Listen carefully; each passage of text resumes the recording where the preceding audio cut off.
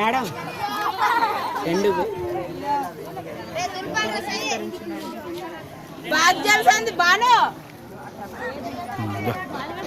నా పేరు సార్ నరసింహ. నేను 10th క్లాస్ చదువుతున్నాను. మా స్కూల్ జెడ్పీహెచ్ గంగవరం. మాకు సోషల్ మేడం వరలక్ష్మి మేడం గారు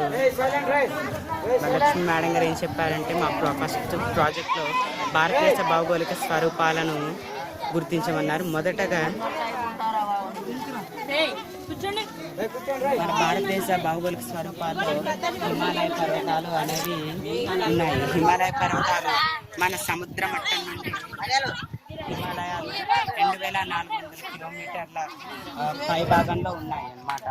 ఈ హిమాలయాల్లో ఉన్నత హిమాలయాలు, భిన్న హిమాలయాలు, శివాలిక్ హిమాలయాలు వంటివి ఉన్నాయి. ఈ హిమాలయాలలో 3 భాగాలు ఉన్నాయి. మొదటి హిమాలయాలో మంచు ఏర్పడి ఉంటుంది. రెండవ హిమాలయ ప్రాంతాల్లో చిన్న చిన్న రాళ్ళు అనేవి ఉంటాయి. మూడో హిమాలయాల్లో మానవ సరోవర ప్రాంతమైన ఈ హిమాలయాల్లో మొక్కలు, శృంగకార్పు అడవులు అనేవి ఉంటాయన్నమాట. రెండోది గంగా సింధు మైదానం. ఈ గంగా సింధు మైదానాలు దేనివల్ల ఏర్పడ్డాయంటే మన హిమాలయ ప్రాంతాల నుంచి సింధు నది అనేది మనకి ప్రవహిస్తుంది. ఈ సింధు నది మన భారతదేశంలో పంజాబ్, హర్యానా ప్రాంతాల నుంచి థార్ ఎడారి నుంచి అరేబియా సముద్రంలో కలుస్తుంది అన్నమాట. అరేబియా సముద్రంలో కలుస్తుంది. ఈ నది పంజాబ్ నుంచి ఇలా వచ్చి పాకిస్తాన్ ప్రాంతంలో ఎక్కువగా ప్రవహించి అరేబియా సముద్రంలో సింధు నది అనేది కలుస్తుంది. ఉత్తరం నుంచి పడమర వైపుకి ఈ సింధు నది అనేది ఒకటే ప్రవహిస్తుంది. అలాగే ఈ హిమాలయ ప్రాంతాల్లోంచి మనకు గంగా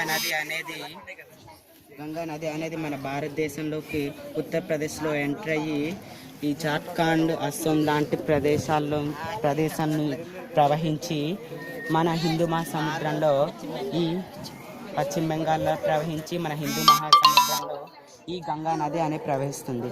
అలాగే మరొక నది ఏంటంటే బ్రహ్మపుత్ర నది. ఈ బ్రహ్మపుత్ర నది కూడా ఈ టిబెట్ పీఠభూమి ప్రాంతాల్లో పుట్టి అరుణాచల్ ప్రదేశ్లో ఎంటర్ అయ్యి జడవంపు లా ఉండే వంపును తీసుకొని మన బంగ్లాదేశ్లోకి ఎంటర్ అయ్యి అరేబియా సముద్రంలో కలుస్తుంది. ఈ బంగ్లాదేశ్లో దీన్ని పద్మ నదిగా గుర్తిస్తారు. మన బంగాళాఖాతంలో కలుస్తుంది. అలాగే ఈ సింధు నది, ఈ గంగా నది ప్రవాహ ప్రాంతాలు ప్రవహిస్తాయి. ఈ 3 నదులని మనం జీవనదులుగా గుర్తించవచ్చు. ఈ సింధు నదికి రావి, జీలం, సట్లైజ్, బియాస్ అనే ఉపనదులు ఉంటాయి. అలాగే ఈ సింధు నది, ఈ గంగా నది తీసుకొచ్చిన ఈ ఒండ్రు మట్టి వలన మనకు గంగా సింధు మైదానం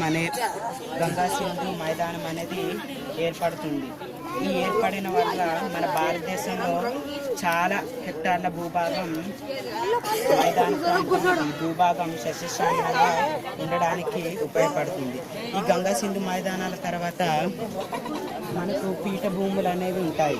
మొదటి పీఠభూమి మాల్వా పీఠభూమి, రెండో పీఠభూమి చోటానాగర్ పీఠభూమి, ఇంకో పీఠభూమి దక్కన్ పీఠభూమి.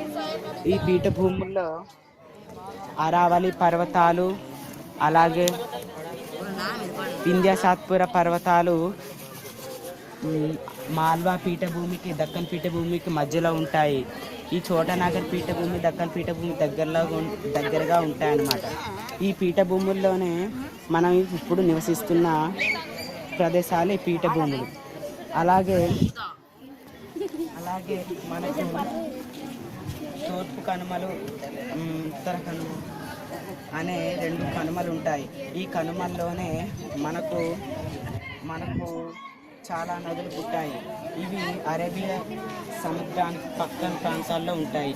ఈ పర్వతాలు కొంచెం ఎత్తుగాను, ఈ పర్వతాలు కొంచెం తక్కువ వాలు కలిగి ఉంటాయన్నమాట. అలాగే ఈ అరావళి పర్వతాలు అనేవి మనకు పక్కన ఉంటాయి.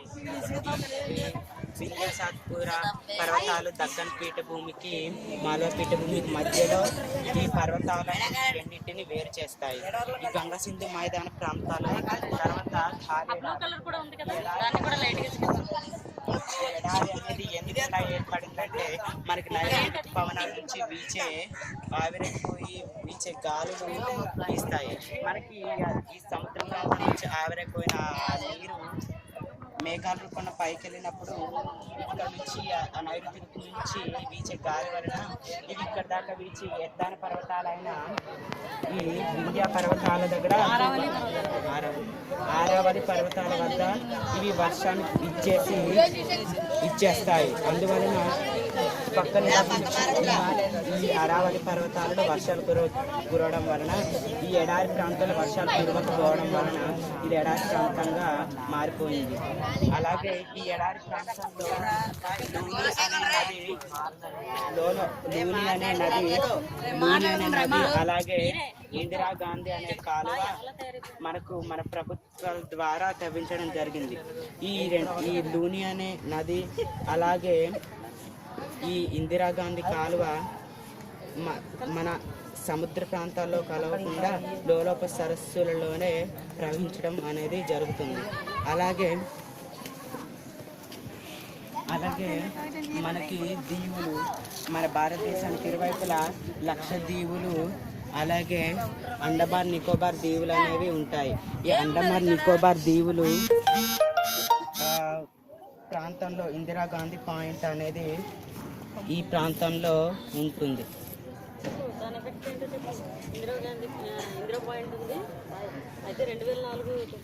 2004 తుఫాన్లో ఇక్కడ పూర్తిగా లైట్ హౌస్ అనేది ఇందులో దెబ్బతినడం వలన దీన్ని మనం గుర్తుంచుకోవాలి. దెబ్బతిన్న ప్రాంతం.